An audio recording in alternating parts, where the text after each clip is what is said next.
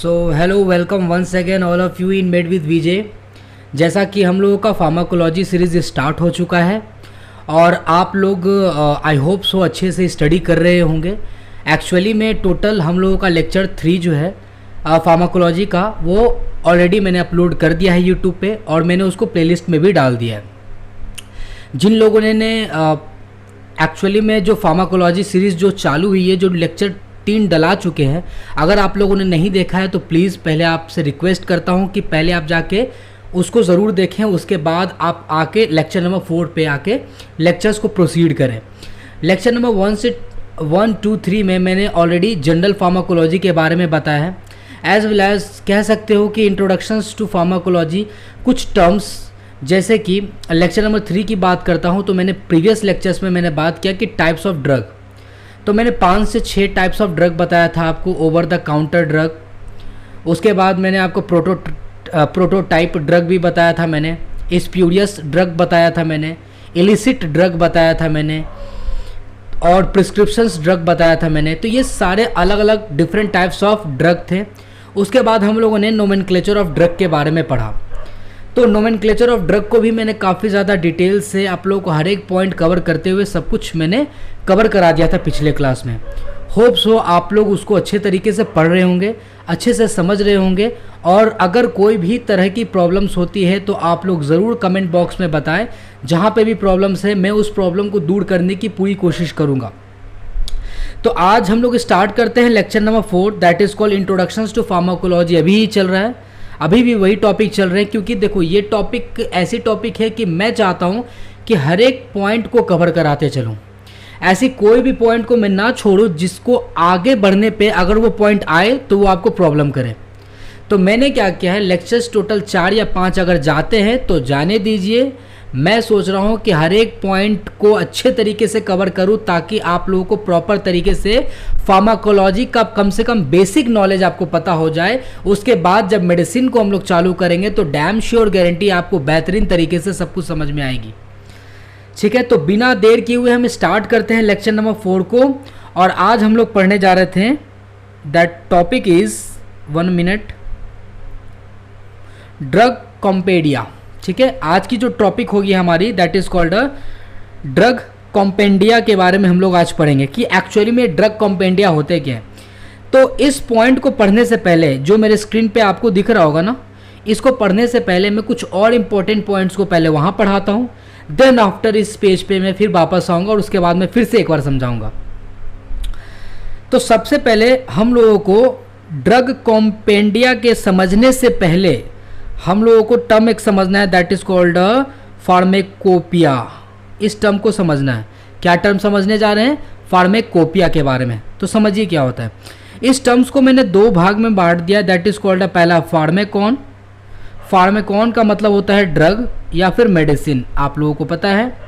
दूसरा है पोइए, और पोइयो का मतलब होता है टू मेक। तो साफ साफ ये पता चल रहा है कि फार्मेकोपिया का मतलब होता है कि ड्रग को बनाना। ठीक है, टू मेक अ ड्रग। तो एक्चुअली में फार्मेकोपिया जो है हमारा एक ऑफिशियल बुक है, एक ऑफिशियल किताब है जो गवर्नमेंट के द्वारा रिकमेंड किया गया है। उस किताब में बेसिकली उस मेडिसिन्स के जो भी प्रिपरेशन करने के जो उसके फॉर्मूलेशन होंगे, जो भी उस मेडिसिन्स को बनाने का मटेरियल उसमें लगेगा, वो सारे के सारे चीज़ इस किताब में मेंशन होंगे ऑलरेडी। गवर्नमेंट जो है, गवर्नमेंट ऑफ इंडिया, खास करके मैं इंडिया की बात करता हूँ, वो उनके पास ये एक बुक होती है दैट इज कॉल्ड अ फार्मेकोपिया।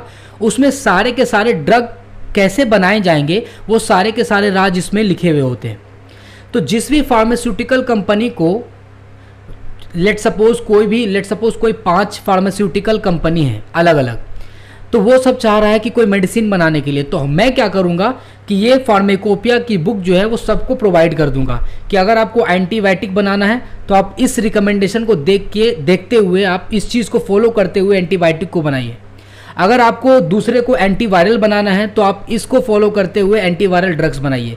मतलब कि फार्मेकोपिया में सारा का सारा रामबाण लिखा हुआ रहता है, आपको बस उसको फॉलो करके रूल्स रेगुलेशंस को मेजर करते हुए हर एक चीज़ को टैकल करते हुए आप क्या करेंगे, सिंपली ड्रग को बनाएंगे, मैन्युफैक्चर्स करेंगे। तो देखिए क्या लिखा है, गवर्नमेंटल ऑफिशियल बुक होता है ये, control by governmental authorised body, तो गवर्नमेंटल ऑथराइज्ड बॉडी के द्वारा ये कंट्रोल किया जाता है, ठीक है। क्या कह रहा है, which describe the standards of identity. देखिए ड्रग की आइडेंटिटी, ड्रग कितना प्योरिटी है, and strength of drug, test for identification, efficacy and potency to be maintain strictly for the drug imported manufacturers or distributed throughout the country or a specific region। तो साफ साफ कहने का मतलब यही हुआ कि फार्मेकोपिया का मतलब हुआ कि वो किताब जिसमें कोई भी मेडिसिन की अगर आप प्रिपरेशन करना चाहते हो तो सारा का सारा उसका राज उस किताब में लिखा रहेगा। बस आप उस बुक को फॉलो करते हुए, उसके प्रोसीजर को फॉलो करते हुए आप कोई भी मेडिसिन को प्रिपेयर करेंगे। ये बड़े बड़े फार्मास्यूटिकल कंपनी क्या करते हैं, उन with the help of pharmacopoeia drug की कितनी प्यूरिटी होगी, ड्रग में कितना एडिटिव चीज़ें ऐड होंगी, ड्रग में कितना कॉम्पोजिशन क्या रखना होगा, ड्रग के कॉम्पोजिशन क्या होंगे, ड्रग का कितना डोज रखना होगा, ड्रग का कितना पावर रखना होगा, या ड्रग की स्ट्रेंथ कैसी होगी, उसकी इफिकेसी होगी कैसी होगी, इफिकेसी का मतलब वो कितना काम करता है हमारे बॉडी पे, उसकी पोटेंसी कितनी है, वो सब पहले से डिसाइडेड होते हैं एक बुक में। आपको बस उसको रिकमेंड को फॉलो करते हुए आप ड्रग को मैन्युफैक्चर्स करेंगे, बड़े बड़े फार्मास्यूटिकल कंपनी। क्या बात आपको समझ में आ गया, ठीक है। देखिए क्या लिखा हुआ है, followed by every pharmaceutical company pharmacist for preparation of drug. तो ड्रग को बनाने के लिए इसका यूज़ करते हैं, इस बुक का यूज़ करते हैं। बट याद रखिएगा अलग अलग कंट्री के पास अपना अलग अलग फार्मेकोपिया होते हैं, मतलब कि अपने अपने किताब होते हैं। उस बुक को फॉलो करते हुए अलग अलग कंट्री अपने अलग अलग प्रोसीजर से मेडिसिन को प्रिपरेशन करेंगे, तैयार करेंगे। लेकिन लेट सपोज किसी एक कंट्री के पास अपना खुद का फार्मेकोपिया नहीं है, ऐसे इंडिया के पास तो अपना खुद का है, जिस कंट्री के पास लेट सपोज नहीं है अपना खुद का फार्मेकोपिया, तो वो दूसरे कंट्री के फार्मेकोपिया पे डिपेंडेंट होते हैं। समझ में आ रहा है, वो दूसरे कंट्री के फार्मेकोपिया पे डिपेंडेंट होके वहां से ड्रग कैसे बनाया जाएगा, ड्रग की प्रिपरेशन की कंपोजिशन क्या होगी, ड्रग में कितनी इफिकेसी, कितना डोजेज, वो सब जो है वो दूसरे कंट्री पे निर्भर होके वहां से हम सारे चीज़ को, डाटा को कलेक्ट करके फिर उसके बाद मेडिसिन को प्रिपरेशन करते हैं। हर एक अलग अलग कंट्री के अलग अलग अपने फार्मेकोपिया होते हैं। जैसे इंडिया के इंडियन फार्मेकोपिया हो गए, ठीक है। यूनाइटेड किंगडम के ब्रिटिश फार्मेकोपिया होगा, इंडिया का इंडियन फार्मेकोपिया होगा, यूएसए का यूनाइटेड स्टेट फार्मेकोपिया होगा। तो आप देख सकते हैं हर एक अलग अलग कंट्री के अलग अलग अपने फार्मेकोपिया होंगे, उसमें सारे प्रोसीजर्स ड्रग के कैसे मैन्युफैक्चर से लेके हर एक चीज़ के बारे में उसका डिटेल प्रॉपर तरीके से होगा। सारे के सारे स्टोरी ऑफ ड्रग उसमें पहले से मेंशन होंगे। ये समझ में आया। और इसको कौन करेगा, तो बड़े बड़े साइंटिस्ट, बड़े बड़े फार्मासिस्ट इस चीज़ को करते हैं। और इसको कंट्रोल कौन करेगा, तो गवर्नमेंट्स के द्वारा, गवर्नमेंट बॉडी के द्वारा कंट्रोल होती है। आई होप सो फार्मेकोपिया आपको अच्छे तरीके से समझ में आया होगा। अगर आपको समझ में आया तो आगे बढ़ते हैं। क्या बोल रहा है कि it is a legislation of a country, एक तरीके से कह सकते हो ना कानूनी किताब, ड्रग को बनाने के लिए कानूनी किताब की तरह ये काम करता है। In which sets standard for drug, एक मिनट, हाँ, इन विच सेट्स स्टैंडर्ड, देखो पहले से स्टैंडर्ड सेट होगा, फिक्स रहता है पहले से, for drug, raw material and various pharmaceutical preparation. मतलब कि जो आप ड्रग बनाने जा रहे हो और उस ड्रग को बनाने में जो जो मटेरियल्स लगेंगे, जो जो रॉ मटेरियल लगेंगे, वो सब पहले से स्टैंडर्ड उसका वैल्यू सेट होता है, प्री डिफाइंड होते हैं उस किताब में, ठीक है। This book contains the list of drug, एक मिनट,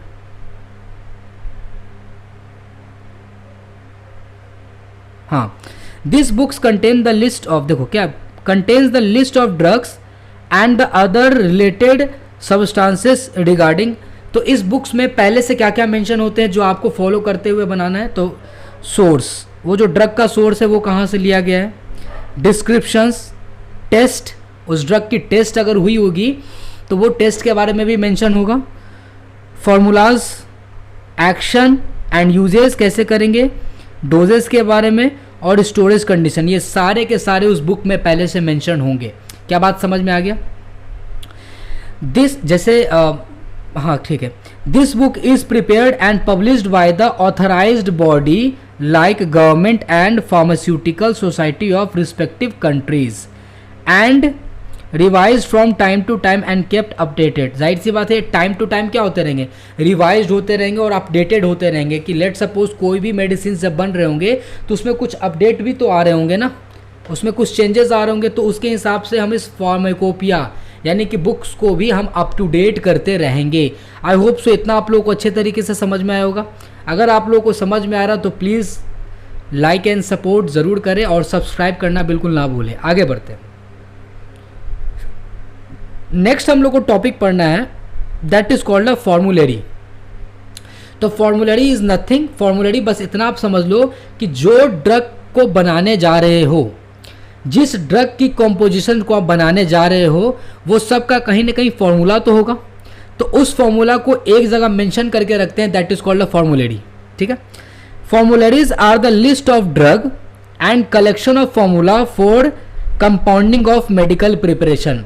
अगर आप मेडिसिन को प्रिपरेशन करना चाहते हो और उस मेडिसिन को प्रिपरेशन करना चाहते हो तो जाहिर सी बात है कंपाउंडिंग करते वक्त उस मेडिसिन की जो फॉर्मूला होगी वो सारे के सारे डिफरेंट टाइप्स ऑफ ड्रग की जो फॉर्मूलाज होगी वो सारे फॉर्मूलरी में मेंशन्ड होंगे ऑलरेडी। ठीक है, लेट एग्जांपल कि पैरासीटामोल आपको बनाने हैं, तो पैरासीटामोल बनाने हैं तो उसके जो फॉर्मूला है वो फॉर्मूलरी में ऑलरेडी मेंशन होंगे, लेकिन उसका डोजेस क्या होगा, उसकी इफिकेसी क्या होगी, उसकी यूजेज डिसयूजेज, उसकी ओवर डोजेज, उसकी जितनी भी सारी चीज़ें एक्सेप्ट फ्रॉम द फॉर्मूला वो सारे के सारे किस में आ जाएंगे, फार्मेकोपिया के अंदर में आ जाएंगे। ठीक है, formularies contains more comprehensive details on therapeutics. तो जाहिर सी बात है कि मैं अगर किसी भी मेडिसिन को बना रहा हूँ तो फॉर्मूला बहुत ज़्यादा मायने रखाता है। ज़रा सा फॉर्मूला चेंज होते ही हो सकता है कि वो दूसरा ड्रग का कॉम्पोजिशन बन जाए और ऐसा कॉम्पोजिशन बन जाए जो आपने सोचा भी ना हो, थोड़ा बहुत चेंजेस होने के कारण से।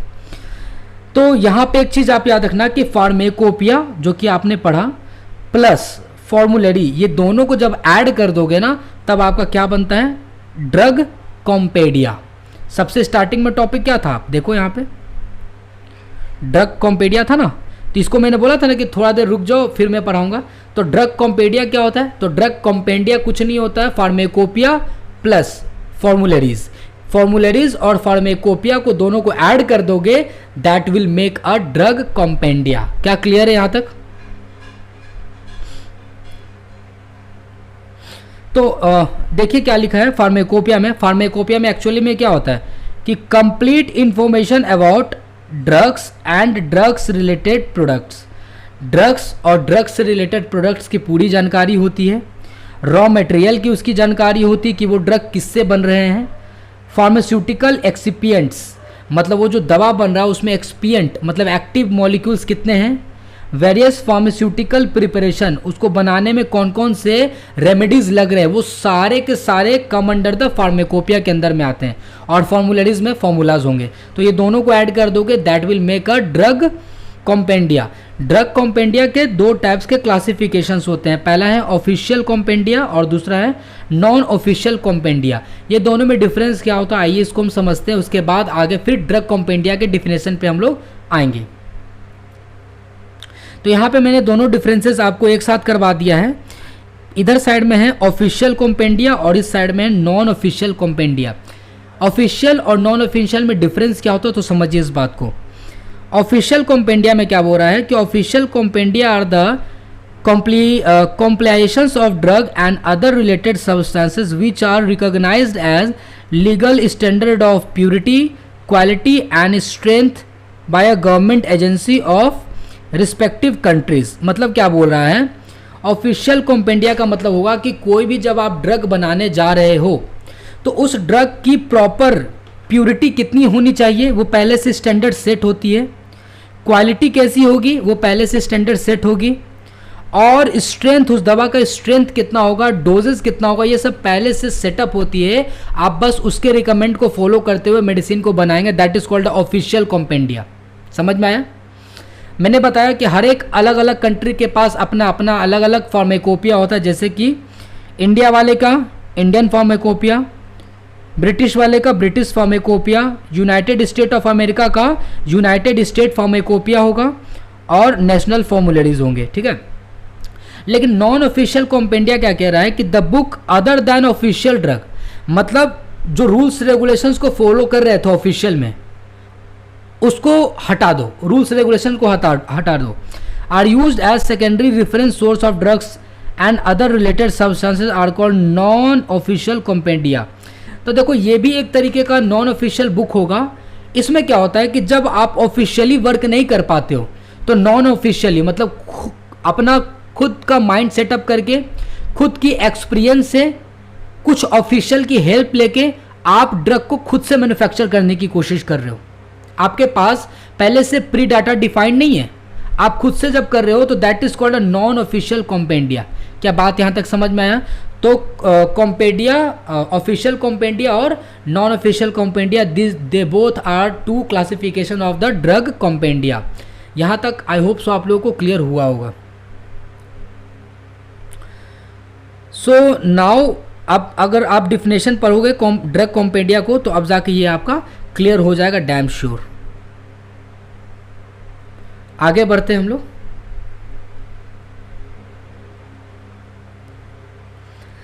The next topic is that is called a pharmacopoeial description. What is pharmacopoeial descriptions क्या होते हैं?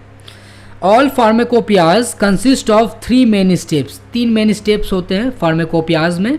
पहला है इंट्रोडक्शन, दूसरा मोनोग्राफ और तीसरा अपेंडिसेस। ये 3 चीज़ ज़रूर होंगे किसी भी आप फार्मेकोपियाज को उठा के देख लो, चाहे भी कोई भी कंट्रीज़ के फार्मेकोपिया को आप उठा के ही क्यों ना देख लो, ये 3 चीज़ फॉलोज तो होंगे। पहला इंट्रोडक्शंस होगा, दूसरा मोनोग्राफ होंगे and third one is the appendices होगा। पहले इंट्रोडक्शंस को हम लोग समझते हैं, देन आफ्टर मोनोग्राफ और अपेंडिसेस को समझते हैं। इंट्रोडक्शन में क्या कह रहा है कि it is a useful pointer to pharmaceutical progress since last edition because it summarises the various changes या additions deletion in the current edition. देखो क्या होता है, इंट्रोडक्शन जो हमारा एक बहुत ही यूजफुल पॉइंटर के तरह काम करता है। क्यों? क्योंकि अगर आप चाहते हो कि फार्मास्यूटिकल का प्रोग्रेस करे, ये जो अलग अलग तरीके के फार्मास्यूटिकल्स कंपनी हैं जो अलग अलग ड्रग्स को बनाते हैं, और अगर आप चाहते हैं कि वो प्रोग्रेस करे तो ऑब्वियस सी बात है जो समय के साथ साथ ड्रग में चेंजेस आ रहे हैं, जो समय के साथ साथ कुछ चीज़ें ऐड हो रही हैं, कुछ चीज़ें डिलीट हो रही हैं, वो सारा का सारा इन्फॉर्मेशन आपका इंट्रोडक्टरी पार्ट ऑफ द फार्मेकोपियाज में मेंशन होना चाहिए, जिससे आप अप टू डेट हो सकते हैं कि कौन सा ड्रग में कौन सा चीज़ इंक्लूड हुआ है और कौन सा चीज़ एक्सक्लूडेड आउट हुआ है। तो that's come under the introduction. Second one is the monograph. Start करते हैं हम लोग।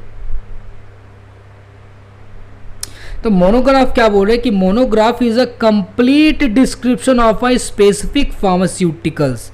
पूरा का पूरा डिस्क्रिप्शन होगा इसमें, विच इंक्लूड्स, जैसे कि उसका नोमेनक्लेचर होगा, क्लासिफिकेशन ऑफ ड्रग होगा।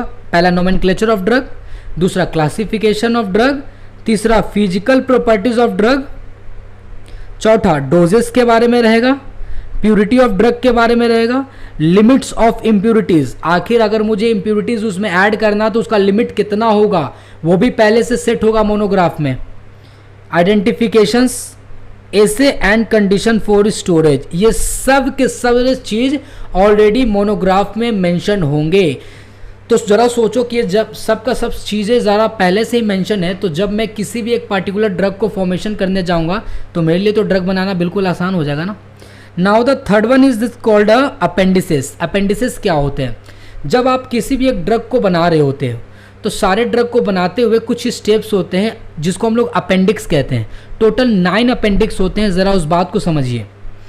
अ general notices and monographs are followed by a comprehensive section of appendices. जैसे कि अपेंडिक्स 1 में apparatus for test and assay, मतलब जो आपने अपैरेटस लिया है किस लिए, जो मेडिसिन को आप टेस्ट करने जा रहे हो जिस अपैरेटस में, सपोज हमारे पास एक ग्लास ट्यूब है, उस ग्लास ट्यूब में एक्स नाम के मेडिसिन को हम टेस्ट करने जा रहे हैं, तो अपेंडिक्स 1 क्या बताएगा हमारा कि अपैरेटस फॉर टेस्ट एंड ऐसे, उस अपैरेटस का बारे में बताएगा जिसपे उसको आपने टेस्ट किया है, ऐसे किया है, ठीक है। दूसरा अपेंडिक्स 2 क्या बताता है, बायोलॉजिकल टेस्ट एंड ऐसे, उसके बाद आपने बायोलॉजिकल टेस्ट किया होगा। लेट सपोज अगर आप कोई भी ड्रग बना रहे हो विद द हेल्प ऑफ फार्मेकोपिया, तो फार्मेकोपिया ये सारे स्टेप्स को फॉलो कर चुकी है, मतलब कि अपैरेटस टेस्ट भी करके वो ऑलरेडी रखा हुआ है, बायोलॉजिकल टेस्ट भी करके वो रखा हुआ है, केमिकल टेस्ट करके भी रखा हुआ है, माइक्रोबायोलॉजिकल टेस्ट भी करके वो रखा हुआ है। मतलब कि वो किताब सारे के सारे टेस्ट करके और अपने बुक्स में वो मेंशन करके रखे हुए हैं कि हाँ मैंने इस पे जब ये टेस्ट किया तो इसका रिजल्टेंट ये आया, मैंने इस पे टेस्ट किया तो इसका रिजल्टेंट ये आया, मैंने इस ड्रग का इस पे टेस्ट किया तो इसका रिजल्ट ये आया। तो टोटल उसने 9 तरीके का टेस्ट करता है वो। तो टेस्ट को आप चाहो तो बिल्कुल अच्छे तरीके से 9 टेस्ट को मैंने देखो मेंशन कर दिया है सारा का सारा। लास्ट वाला जो हमारा अपेंडिक्स क्या कह रहा है, वो क्या कह रहा है, names and symbols for wait tables. देखो क्या होता है, वो दवा का नेम, दवा का सिंबल और दवा कितना वेट होगा। वेट तो हमारा ग्राम में भी रख सकते हैं और मिलीग्राम में। दवाई देखते हो ना 200 मिलीग्राम या 1 ग्राम, इस तरीके से डोजेज उसके वेट होते हैं ना फिक्स। तो देखो अपेंडिक्स में यानी कि ड्रग की आपकी वेट भी ऑलरेडी मेंशन होगी। तो आप देख सकते हो ना कि एक अपेंडिक्स कैसे फिक्स करके सारे ड्रग की पूरी एक डिस्क्रिप्शन को तैयार करके रखा हुआ है। क्या बात आप लोग को अच्छे तरीके से समझ में आए? तो अगर आप लोग को समझ में आया है तो अब हम लोग आगे बढ़ते हैं। That is the next topic is called a rational use of drug. Rational use of drug आप ऑलरेडी जानते हो, वैसे ड्रग जो according to need of the patient हम मेडिसिन को तैयार करते हैं, बस that is called a rational drug. या फिर कह सकते हो कि थेरेप्यूटिक इफेक्ट, मतलब जो एक डिजीज कंडीशन को सही करने के लिए हम ड्रग को तैयार कर रहे हैं, जो प्रिपेयर कर रहे हैं खास करके उस डिजीज को सही करने के लिए, ठीक है। तो रेशनल यूजेस ऑफ ड्रग में देखिए क्या कह रहा है, uses of appropriate right drug for an appropriate, ठीक है। जैसे कि जो डिजीज होगा उस कंडीशन से हम लोग ड्रग का यूज करेंगे, जैसा डिजीज वैसा ड्रग का यूज, पेशेंट जैसा रहेगा उस पे जैसा ड्रग होगा उस पे यूज करेंगे। डोज या फिर ड्यूरेशन या फिर रूट ये सब भी हम लोग देखेंगे। डिस्पेंसेशन, मॉनिटरिंग, तो ये सारे के सारे आपके रेशनल यूज ऑफ ड्रग के अंदर आते हैं। मतलब जब एक ड्रग को आप किसी भी पेशेंट में दे रहे होगे तो आप ये देखोगे कि उस पेशेंट को डिजीज क्या है जो आप ड्रग, लेट एग्जांपल मेरे पास एमॉक्सीक्लेवम एंटीबायोटिक है, तो मैं ये देखूंगा ना कि मैं जो एमॉक्सीक्लेवम पोटेशियम क्लेवनेट जो मैं पेशेंट को दे रहा हूँ वो किस डिजीज में दे रहा हूँ, मैं किस पेशेंट पे दे रहा हूँ, मैं उसकी डोज क्या होनी चाहिए, उसकी ड्यूरेशन क्या होंगे, उसकी टाइम क्या होनी चाहिए, डिस्पेंसेशन क्या होनी चाहिए और उसकी मॉनिटरिंग भी करना है आपको। तो ये सारे रेशनल यूज ऑफ ड्रग के अंदर आते हैं। एग्जाम्पल में जैसे दे रखा number 1 for trichomoniasis drug of choice is metronidazole. तो याद रखिएगा ये डिजीज है हमारा ट्राइकोमोनियासिस, ठीक है। तो ट्राइकोमोनियासिस के केस में जो ड्रग हम यूज करते हैं वो है metronidazole. Metronidazole in a patient with no contraindication, कोई भी कॉन्ट्राइंडिकेशन नहीं है इस ड्रग को यूज करें। सेकंड क्या बोल रहा है, the appropriate dose would be 2 ग्राम, क्या होना चाहिए इसका 2 ग्राम गिवन वंस ओरली, यानी कि पर डे। कैसे दोगे, ओरली दोगे, देख रहे हो सारा चीज फिक्स कर दिया गया। That is called a rational use of drug. समझ में आ रहा है? थर्ड क्या कह रहा है, the patient would be warned not to take the drug with alcohol as it might cause disulfiram like reaction. तो डॉक्टर्स या फिर जो नर्सिंग स्टाफ्स होंगे वो सलाह देंगे कि अगर आप मेट्रोनिडाजोल टैबलेट्स ले रहे हो या फिर आप जो दवाई खा रहे हो तो आप इसको अल्कोहल के साथ नहीं लोगे। तो ये कॉन्ट्रा इंडिकेशन भी बता दिया कि किस चीज़ में नहीं लेना आपको। तो देख सकते हो पेशेंट का डिजीज कंडीशन भी बताया, पेशेंट को भी देखा, डोज देखा, ड्यूरेशन देखा, रूट भी देखा, डिस्पेंसेशन भी देखा कि किस तरीके से डिस्पेंस कर रहे दे रहे हैं, और देने के बाद मॉनिटरिंग भी करेंगे।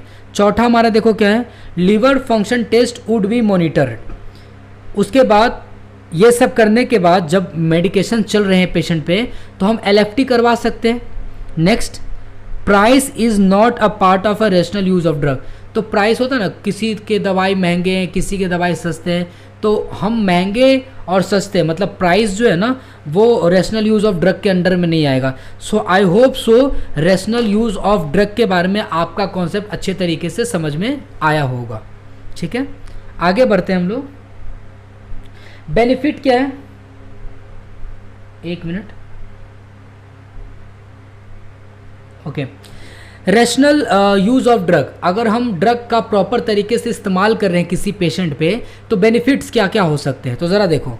टाइमली पेशेंट क्योर हो सकता है, डिक्रीज हॉस्पिटलाइजेशन, ऑब्वियस सी बात है, जब प्रॉपर तरीके से मेडिकेशन चलेंगे पेशेंट पे, प्रॉपर टाइम पे चलेंगे, प्रॉपर डोज चलेंगे और हर एक चीज़ का उसका ख्याल रखते हुए हम लोग मॉनिटर करते हुए चलेंगे, सो आई होप सो हॉस्पिटलाइजेशन होने की चांसेस कम जाएंगी, वो घर पे ही ठीक हो जाएगा। क्योंकि खास करके दवाई को कैसे देना है पेशेंट को, ये सारा चीज़ प्रॉपर तरीके से फॉलो करके देना है, that is called a rational use of a drug. Decrease cost of treatment, obvious सी बात है, जब वो हॉस्पिटल नहीं जाएगा, वो पेशेंट घर पे ही ठीक हो जाएगा, तो उसकी कॉस्ट तो बचेगी ना। दवा में जो लगा हॉस्पिटल जाने से बचा, जांच कराने से एक्स्ट्रा बचेगा, समझ रहे हो, तो बहुत सारा चीज़ें हैं उसके साथ। Decrease morbidity and mortality, morbidity मतलब बीमार होने से वो बचेगा, मॉर्टिलिटी मरने से बचेगा। अगर प्रॉपर तरीके से मेडिसिन का यूज़ करेगा ट्रीटमेंट के लिए ऑफ पार्टिकुलर डिजीज, तो ऑब्वियस सी बात है ना, वो डिजीज कंडीशन से, इल कंडीशन से बेटर कंडीशन में आते जाएगा। ठीक है, next, decrease risk of resistance to drug, और जब प्रॉपर तरीके से ड्रग चलते हैं ना तो रेजिस्टेंस की कोई चांस ही नहीं बनती है। कभी कभी क्या होता है कि आप कोई भी डिजीज़ को लेके जाते हो डॉक्टर्स के पास, तो डॉक्टर आपको बोलते हैं कि आपको एक्स एंटीबायोटिक 5 दिन के लिए आपको खाना है। जब लेट सपोज कि मुझे सर्दी जुकाम हो रखी है और डॉक्टर ने एजिथ्रोमाइसिन एंटीबायोटिक मुझे दिया है खाने के लिए, उन्होंने बोला कि 5 दिन तक आपको डेली एक टैबलेट खाना है। मैंने क्या हुआ कि जब मैं घर पे आया मैंने एजिथ्रोमाइसिन को खाया और दूसरे दिन में मैं ठीक हो गया, बाकी के 3 डोज मैंने नहीं खाया। एक्चुअली में इंडिया में लोग क्या करते हैं कि जब देखते हैं जितने डोज पे वो ठीक हो जाते हैं ना, उसके बाद वो ड्रग को नहीं लेते हैं, ठीक हो गए हैं ना, अब क्यों फर्दर ड्रग को लेना। यहीं पे पेशेंट गलती कर जाता है, याद रखना। जितना डोज आपको दिया गया है, जितने दिन के लिए दिया गया है, आप उसकी कोर्स को पूरा करें। क्योंकि वैसे में क्या होता है कि जब हम 2 से 3 दिन तक के लिए वो ड्रग जो खाएं तो मेरे बॉडी में जाके वो रेजिस्टेंट पैदा कर देगा, और कभी भी दोबारा में मेरे को सर्दी होगी और जब मैं फिर से दोबारा एजिथ्रोमाइसिन खाऊंगा तो इस बार जल्दी ठीक नहीं होऊंगा मैं। सो इसीलिए डोज को आप कंप्लीट करके ही मेडिसिन को छोड़ें। चाहे आप हो सकता है कि दूसरे दिन ही अच्छे हो गए हों, तीसरे दिन ही अच्छे हो गए होंगे, लेकिन फिर भी आपका अगर वो 5 दिन के लिए डॉक्टर आपको बोला है कि डोज कंप्लीट करना है तो डोज कंप्लीट करना है। इन केस अगर आप डोज कंप्लीट नहीं करते हो और आधा अधूरा पे दवा को छोड़ते हो तो वो मेडिसिन आपके बॉडी के अंदर में जाके रेजिस्टेंट पैदा कर देती है, और दोबारा कभी जब आप डिजीज होगे, आपको डिजीज होगी या आपको सर्दी जुकाम होगी और फिर से जब आप मार्केट जाओगे और डॉक्टर आपको फिर से एजिथ्रोमाइसिन लिखेगा, आप फिर से लाके घर पे लाके इस बार फिर से आप एजिथ्रोमाइसिन खाओगे, तो इस बार हो सकता है कि आप प्रॉपर तरीके से कम टाइम में ठीक नहीं होगे, क्योंकि आपके बॉडी ऑलरेडी रेजिस्टेंट बना चुकी है ऑफ दैट पार्टिकुलर ड्रग। इसलिए याद रखें कि जो भी ड्रग आपको दिया जाता है और जो भी डोज बताया जाता है और जितने दिन तक के लिए बताया जाता है, आप उसको डोज को पूरा ज़रूर करें। क्या बात समझ में आ गई आप लोगों को? आगे बढ़ते हैं। तो ये सब बेनिफिट है, किसके? Benefits of rational use of drug.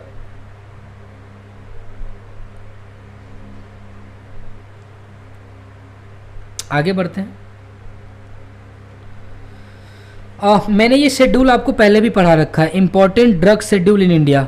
याद करो, शेड्यूल जी, शेड्यूल एक्स, शेड्यूल एच।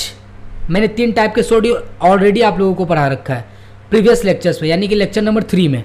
आप चाहो तो वहाँ से भी देख सकते हो, लेकिन मैं यहाँ पे भी डिटेल में एक बार फिर से एक बार पढ़ देता हूँ ताकि आप लोगों को प्रॉपर तरीके से समझ में आ जाए, और जो बच्चे हमारे प्रीवियस लेक्चर्स को नहीं देखें वो यहाँ पे उसका रिवीजन हो जाए।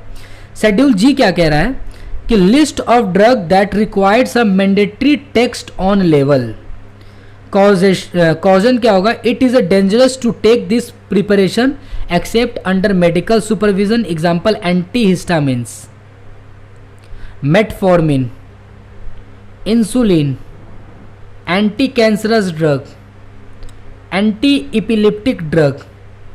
ठीक है, तो ये सारे ड्रग जो हैं आप याद रखना कि ये मैंडेटरी है टेक्स्ट ऑन लेवल, यानी कि पहला तो ड्रग का लेवल होना चाहिए पहला। दूसरा चीज़ क्या है, ये dangerous to take this preparation except under, अगर आप इस दवा को ऐसा ही खुद से खा ले रहे हो तो आपके लिए डेंजरस साबित हो सकता है। आप इसे तभी यूज़ करें जब आपको मेडिकल सुपरविजन के अंदर में, जैसे कि डॉक्टर के पास आप गए, डॉक्टर ने आपको राय दिया, प्रिस्क्रिप्शन में लिख के दिया कि आपको मेटफॉर्मिन, जो कि हमारा ग्लूकोज, जिसको हाइपरग्लाइसीमिया हो जाते हैं ना, तो उसके लिए मेटफॉर्मिन मेडिसिन चलते हैं, तो आपको वो लिख के देता है कि मेटफॉर्मिन आपको 2 महीने 3 महीने या कंटिन्यू करने हैं आपको।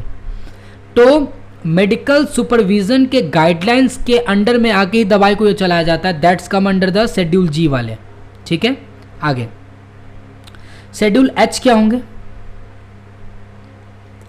List of drug that can be sold only when a prescription is produce. जब तक प्रिस्क्रिप्शन दिया नहीं जाएगा तब तक वो दवाइयाँ आपको मार्केट में नहीं मिलेंगी। आप जाके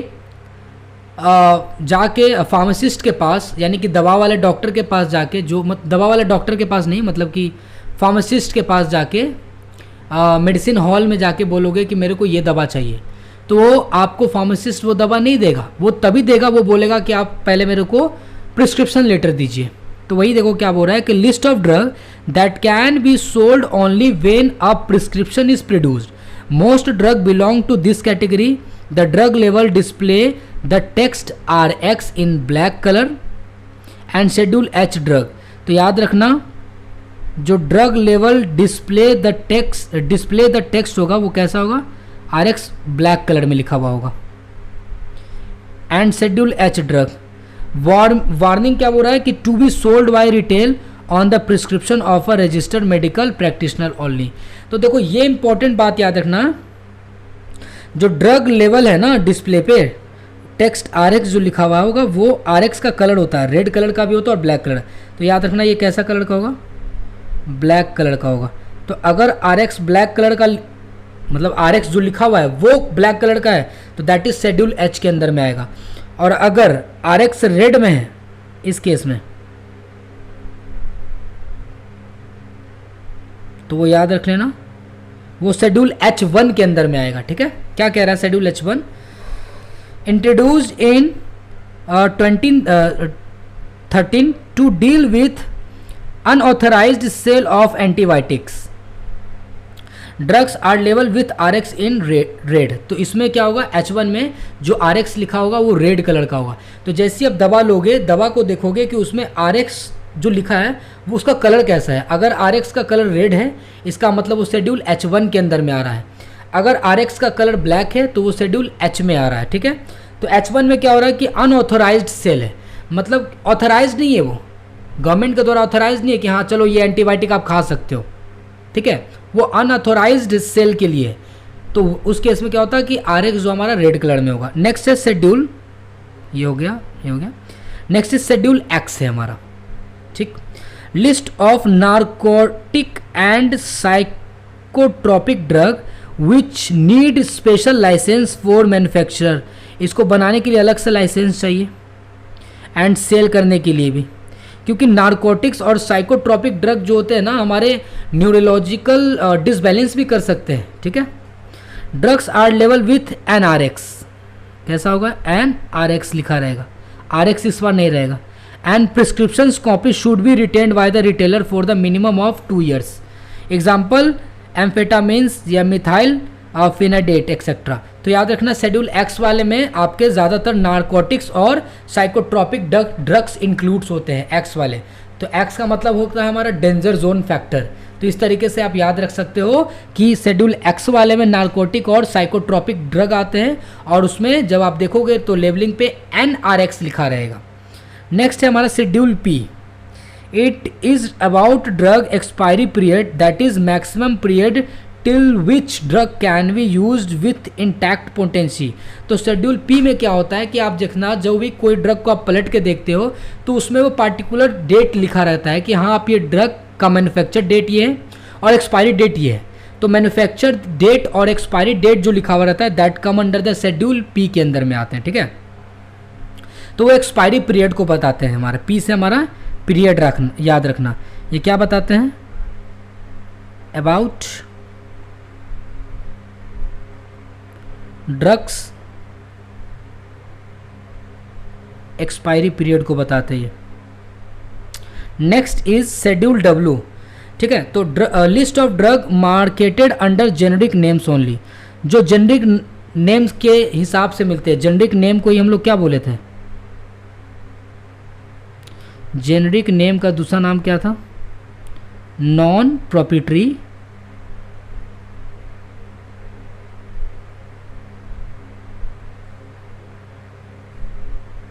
ड्रग, है ना।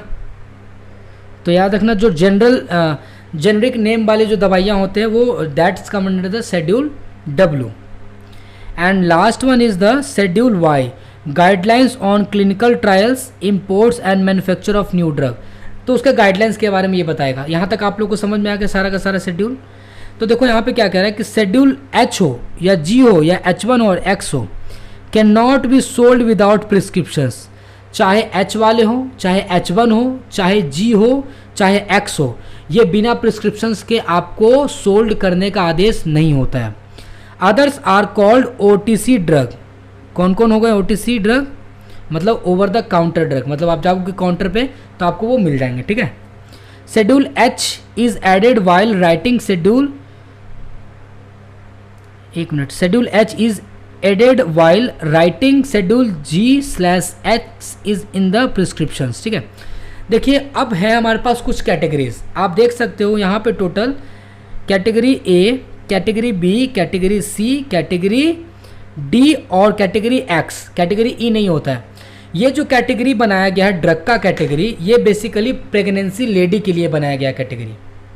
समझ रहे हो मेरी बात? ये कैटेगरी जो बनाया गया है वो बेसिकली किसके लिए बनाया गया है? प्रेगनेंसी ड्रग कैटेगरी बनाया गया। उस कैटेगरी में क्या क्या कह रहा है कि समझिएगा कि अगर कैटेगरी ए वाले ड्रग होंगे, जैसे कि एग्जाम्पल उसका दे रखा है आपके सामने, levothyroxine, potassium and magnesium sulphate, ये सारे जो ड्रग के एग्जाम्पल हैं। याद रखना, no risk to foetus in human studies. जब ह्यूमन पे स्टडी किया गया तो देखा गया कि अगर कोई एक फीमेल प्रेग्नेंट है तो आप ये सारे दवाइयाँ उसको आप दे सकते हो बिना कोई झिझक के। That come under the category A. Category B वाले में क्या होता है कि जैसे कि पेनिसिलिन हो गए एग्जाम्पल, सिफेलोस्पोरिन हो गए, मैक्रोलाइट्स हो गए और ब्राइमोनिडिन हो गए। ये सारे जो हैं क्या बोल रहा है कि animal studies shows no risk. Animal पे रिसर्च किया गया तो उस पर कोई रिस्क नहीं है, प्रेग्नेंट है एनिमल, लेकिन ह्यूमन पे ट्रायल नहीं किया गया। Human studies are lacking. Human पे यानी कि लेट सपोज कोई ह्यूमन फीमेल है और वो प्रेग्नेंट है और उसको हम ये सारे दवाइयाँ दे रहे हैं जैसे कि पेनिसिलिन, सिफेलोस्पोरिन, माइक्रोलिएट्स, तो ये ह्यूमन पे तो स्टडी नहीं किया गया ना। तो चांसेस है कि अगर कोई फीमेल प्रेग्नेंट है और अगर ये सारी दवाइयाँ आप दे रहे हो कैटेगरी बी वाले, तो चांसेस है कि फीमेल को कोई ना कोई खराबी पहुंच सकते हैं और नहीं भी पहुंच सकते हैं, क्योंकि ह्यूमन पे तो स्टडी किया ही गया नहीं, एनिमल पे किया गया ना। तो एनिमल पे कोई दिक्कत नहीं है। अगर लेट सपोज एक डॉग है, वो प्रेग्नेंट है और आप इसमें से कोई भी मेडिसिन दे रहे हो ना, तो कोई दिक्कत वाली बात नहीं है, क्योंकि ह्यूमन एनिमल पे तो रिसर्च कर रखा ऑलरेडी, कोई दिक्कत वाली बात नहीं। लेकिन कैटेगरी सी में क्या कह रहा है कि animal studies show positive teratogenic risk, human studies are not available. Human study अभी भी अवेलेबल नहीं है इसमें, लेकिन एनिमल पे देखा गया कि ये सारे ड्रग उस पे टेरेटोजेनिक मतलब हार्मफुल इफेक्ट डाल रहे हैं, दैट इज कैटेगरी सी। तो याद रखना कैटेगरी ए जिसमें क्या था कि no risk to foetus in human study, human पे स्टडी किया गया जिसमें देखा गया कि ये दवाइयाँ अगर कैटेगरी ए वाले खाते हो तो कोई भी बच्चों पे असर नहीं पहुँचेगा, कोई दिक्कत वाली बात नहीं है। लेकिन कैटेगरी बी वाले ड्रग अगर एनिमल खाते हैं तो कोई दिक्कत नहीं है, ह्यूमन खाएंगे तो हो सकता है प्रॉब्लम हो भी और नहीं भी। लेकिन कैटेगरी सी वाले अगर बात करते हैं तो ह्यूमन पे अभी भी स्टडी नहीं किया गया कैटेगरी सी वाले ड्रग को, लेकिन एनिमल पे जब स्टडी किया गया तो देखा कि एनिमल पे ये खराब इफेक्ट शो कर रहे हैं। तो इसलिए तो लिखा है ना animal studies shows positive teratogenic, मतलब एनिमल पे जब ये ड्रग को कैटेगरी सी वाले ड्रग को स्टडी किया गया, रिसर्च किया गया तो देखा कि उस पर हार्मफुल इफेक्ट शो कर रहा है और ह्यूमन बींग पे तो किया ही नहीं गया। तो आप ना ही यूज करो तो ज़्यादा अच्छा है ह्यूमन पे, ठीक है। नेक्स्ट है हमारा कैटेगरी डी वाले में क्या है, animal and human studies show positive teratogenic. इसमें क्या है कि दोनों में, एनिमल में भी और ह्यूमंस में, ये कैटेगरी डी वाले ड्रग बिल्कुल खतरनाक माने गए, जैसे कि कॉर्टिकोस्टेरॉइड्स हो गए, एज़ैथियोप्रिन हो गए, कार्बाजिपिन हो गए, कार्बामाजिपिन हो गए, वालप्रेट हो गए जिसका नाम है सोडियम वालप्रेट पूरा हमारा, मिथोट्रेक्सेट हो गए, लिथियम हो गया। ये सारे के सारे ड्रग जो है आपके कैटेगरी डी में आते हैं। ये ह्यूमन पे एज वेल एज एनिमल पे दोनों पे स्टडी किया गया और बताया गया कि नहीं भैया ना ही ह्यूमन पे ये सूटेबल है और ना ही एनिमल पे सूटेबल है। Now the last category that is called a category x, human and animal studies shows a positive teratogenic risk absolutely contraindicated in pregnancy because of greater risk than benefits। ठीक है, तो pregnancy में बिल्कुल जैसे कि मना है, जैसे कि है थैलिडोमाइड, आइसोट्रेटिनोइन, उसके बाद है टेट्रासाइक्लिन, क्लोरम्फेनिकोल, वारफेरिन और एस इनहिबिटर्स और फ्लोरोक्यूनिनोल्स। ये सारे के सारे ड्रग ना ह्यूमन बींग्स पे दे सकते हैं प्रेगनेंसी के दौरान, ना ही एनिमल्स को दे सकते हैं प्रेगनेंसी के दौरान। ये बिल्कुल टेरेटोजेनिक है। लास्ट में क्या लिखा है, एब्सोल्युटली कॉन्ट्राइंडिकेटेड, एकदम मना होता है in pregnancy because of greater risk than benefit, benefit होने से ज़्यादा ये हार्मफुल इफेक्ट डालती है बॉडी पे। इसलिए साफ तौर की कैटेगरी एक्स वाले मेडिसिन मना होते हैं, एक्स फैक्टर से पता चल रहा है, ठीक है। लेकिन कैटेगरी डी वाले में क्या था कि ह्यूमन पे, एनिमल पे कैटेगरी डी वाले ड्रग को जब स्टडी किया गया तो दिखाया गया कि वो टेरेटोजेनिक इफेक्ट शो कर रहे हैं, मतलब हार्मफुल इफेक्ट शो कर रहे हैं, लेकिन may be used in the pregnancy as used benefits are greater than risk. मतलब अगर चाहो तो प्रेगनेंसी में यूज भी कर सकते हो क्योंकि रिस्क कम है, फायदे हो सकते हैं। तो आई थिंक सो आपको सारा कैटेगरी अच्छे तरीके से समझ में आ गया होगा। तो आप देख सकते हो यहां लिखा है लास्ट में क्या, category A B C are safe in pregnancy. Category A B C मतलब ए ज़्यादा सेफ होगा बी से, और बी से ज़्यादा ए ज़्यादा सेफ होगा, फिर बी ज़्यादा सेफ होगा, फिर सी ज़्यादा सेफ होगा। कैटेगरी डी और एक्स जो है आपका टेरेटोजेनिक माना गया, वो सेफ नहीं है प्रेगनेंसी के दौरान। तो आप इसको याद रख लीजिएगा, ठीक है। नेक्स्ट आगे बढ़ते हैं हम लोग। तो यहाँ पे हमारा ये टॉपिक खत्म होता है, लेक्चर नंबर हमारा ये 4 था। आई होप सो आप लोग को अच्छे तरीके से समझ में आया होगा। नेक्स्ट सेशन में यानी कि लेक्चर नंबर 5 में हम लोग रूट ऑफ ड्रग को पहले डिटेल से पढ़ेंगे, उसके बाद हम लोग फार्माकोकाइनेटिक्स टॉपिक को चालू करेंगे। तब तक के लिए आप लोगों को आई होप सो अच्छे तरीके से समझ में आया होगा। हम लोग मिलते हैं नेक्स्ट टॉपिक में, तब तक के लिए गुड बाय, गुड नाइट।